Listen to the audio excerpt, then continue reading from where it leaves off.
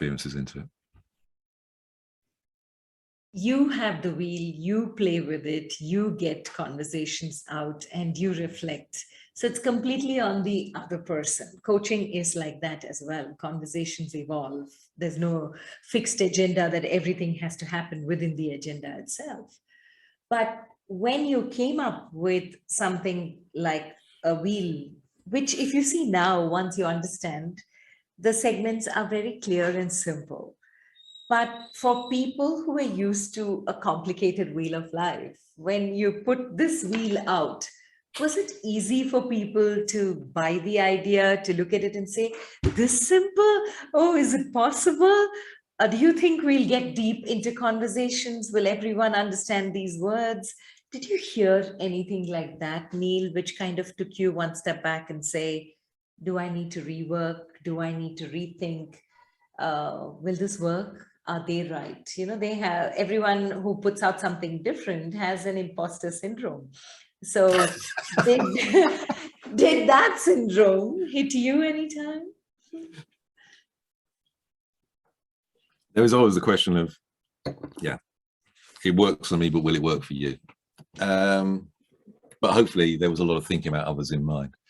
And we first tested it in 2010 and it got a really, really good response. But the times were very different then. We were recovering from the economic, the banks crashing in 2008. Times are very, very different. And it was all going really, really well until there was somebody in the city who I shared it with. And they were looking at it and they're thinking, well, this is really, really good, but there's something missing. And I'm thinking, well, it's a trial, so please tell me, what is missing? This is exactly what we're here to hear. And I realized I'm getting more and more anxious. And then I began to realize that this was deeply troubling to them because they deemed themselves to be successful, but they were looking around here and they were finding very few things that they could really say, I'm shining. And that made all sorts of questions start popping into their head, I suppose, in a way. So I was very aware of, I was concerned that was this going to cause a lot of existential angst with people. And it's only because the times changed a lot. And I was sharing it. We had an event with Hetty Isaac, this association with coaching event coming up. And I shared this with Hetty and I said, look, 10 years ago, I just know there's something here. And she said, you've got to share it. You just got to share it. And 10 years later, it just landed entirely differently. And I've heard some people who've heard that story say that's given them a lot of comfort because they've got lots of thoughts and ideas or books or whatever it is.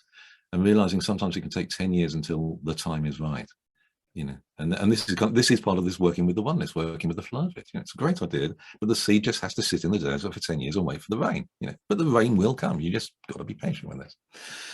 And then we did the beta tests with quite an international selection of coaches and quite a range of experiences, some very, very experienced coaches and coach supervisors. And the question for me, or two questions for me throughout the whole beta testing is it safe? Is it effective? And they were very, very clear. Yeah, it's safe. And then we're saying, well, can it only be used by our coaches? And they said, no, actually, it's fine. It's great.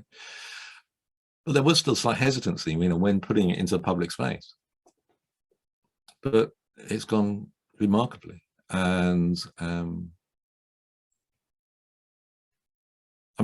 you've used it, so most people actually don't ask too many questions. They look at it and then they just engage, and they don't ask, why is that there or this there or whatever. It's just and they're into it, and off they go. I've often used that Buckminster Fuller quote. If you want people to change the way they think, don't tell them what to think. Give them a tool, the use of which. And so people just kind of engage with this in their own way, and they change their thinking. But it's interesting also exploring the different metaphors that people use for it. And none of which are right, each tells a certain story. But one I kind of believe for is, I play guitar.